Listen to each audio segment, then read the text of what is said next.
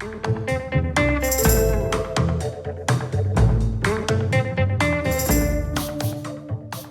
I'm Joshua Schmidt, producer and co-host of The Audit presented by IT Audit Labs. Today we wanted to sit down really quick with Eric Brown and Nick Melam to discuss a recent article. This article is from Mashable. It was published on August 28th, 2024. This is a op-ed type of article, and it's titled, "My Private Data is Probably Out There, but I'm Not Worried About It. Why I've Stopped Worrying and Learned to Live with the Loss of Online Privacy."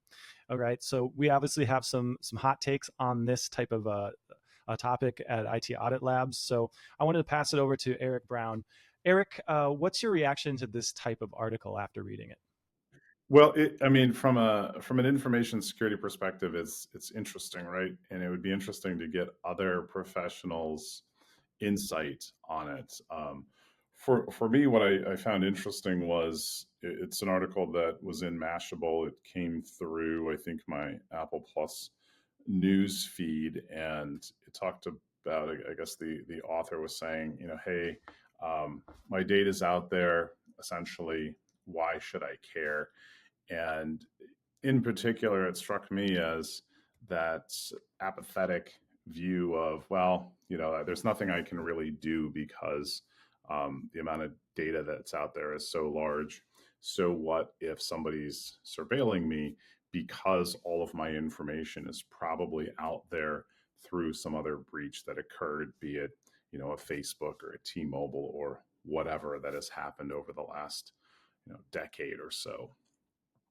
So as I thought about it, I was like, wow, that's a really pessimistic view, and it's unfortunate, and it's probably not just the author that had that viewpoint, but others that we interact with, and our friends, our families, and our professional lives as well.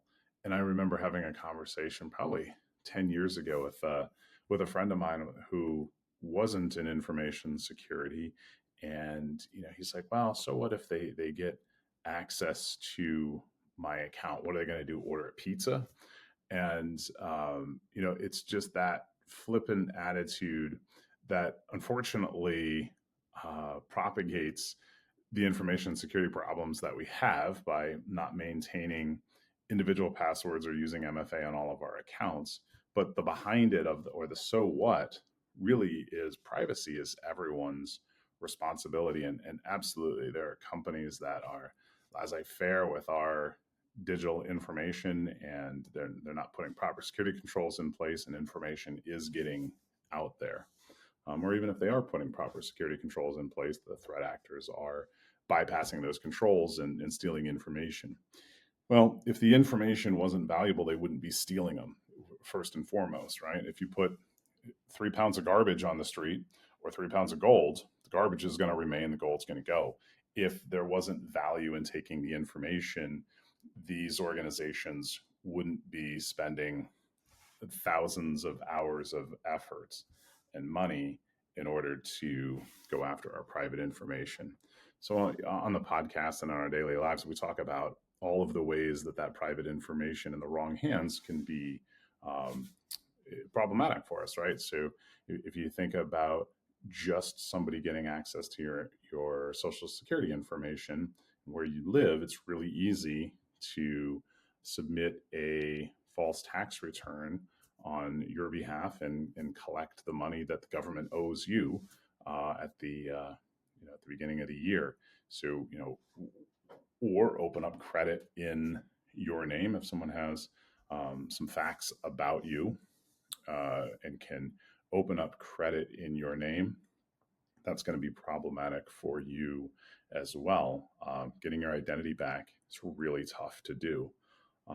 And it not only is going to cost you money and time to do it, it costs all of us in the grand scheme of things, because we're going to pay more for products and services because the insurance claims or work effort that goes into securing information becomes all of our problems. So to boil it down really succinctly, you live in a complex where you don't feel like carrying 2 sets of keys, so you don't really think locking the front door is a big deal because you lock the door to your apartment. But The general common space then is, that's everybody else's problem, not yours. Well, same thing with your digital footprint and your digital identity. Once those threat actors gain a foothold and get access to your information, then they can pivot and gain access to those of your loved ones. They could potentially trick your loved ones or friends into some sort of a scam where they're able to get more information about them and do something malicious against them. All right, thanks for that, Eric. That's super insightful. I also wanted to get Nick's opinion on this article as well. So we're going to pass it over to Nick. Nick, what do you think after reading an article like this? What's your reaction? I have a lot of thoughts on this article. I certainly understand what the author is getting at and why he's been desensitized to the norm of constant spam calls, phishing emails, in the news, everything that's happening from big organizations, small to personal people, even people in your family. Um, but where I have the issue with it is I think this is as a security professional in this industry, we spend countless hours with our teams and colleagues trying to fend off these individuals. The author on this is, like I've previously stated, has become desensitized, so he's okay with this thinking. So what I'm saying is we work countless hours to, change the way people think, to make our organizations a much, a more safe environment, and to protect the environment. And if you're in a government entity, to be good stewards of that data. I think just to me, the biggest problem with it is tainting the people in the workplace to having a lackadaisical attitude when we really are trying to heighten security and have best practices across the board and really spend a lot of time teaching our colleagues in the workplace that aren't in IT or cybersecurity to have those good practices. I understand what he's saying. He's a small fish in a big ocean. That's true. We understand what he's saying. But if what he's saying was actually true, then we wouldn't have all these problems we're currently having. We wouldn't have breaches every day. We wouldn't have people having their social security numbers stolen. We wouldn't have bank accounts drained.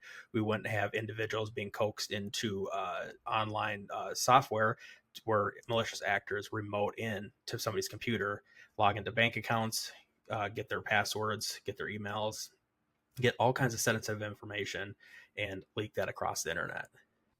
Great, thanks, Nick. Yeah, and finally, I just want to circle back to Eric and say, how can a CISO address this type of apathy in the workplace, whether it's organizational security or just personal online privacy and info security?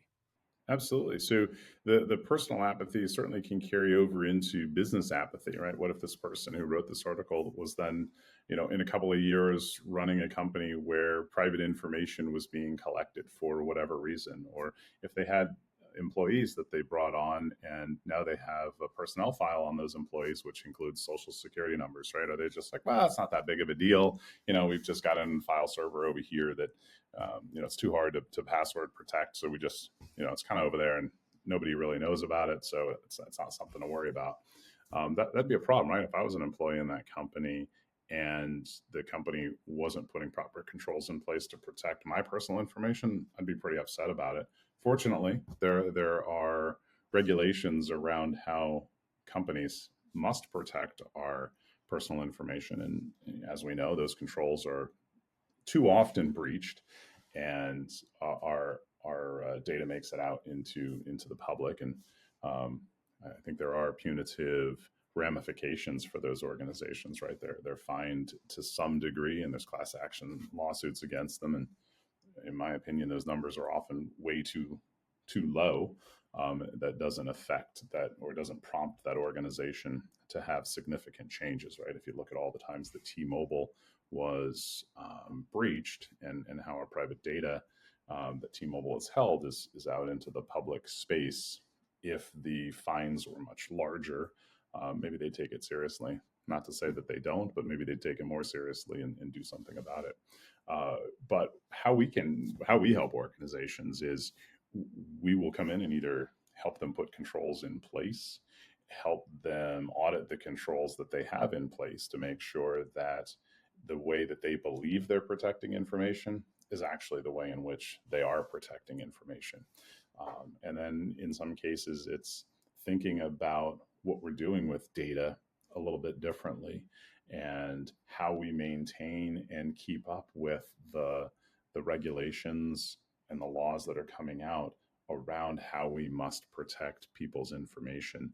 So if somebody requests that all of their information is deleted from that company, how does that company ensure that all of the data is deleted? So it's thinking through some of these things and helping companies whose day job really isn't to think about information security. That's where we can come in, help them, and get them into a better place. Hey, great. Thanks a lot for joining us today, guys. That was super insightful, and can't wait to pass this out to our listeners. And if you have any questions, please reach out to IT Audit Labs. You can tune into the audit.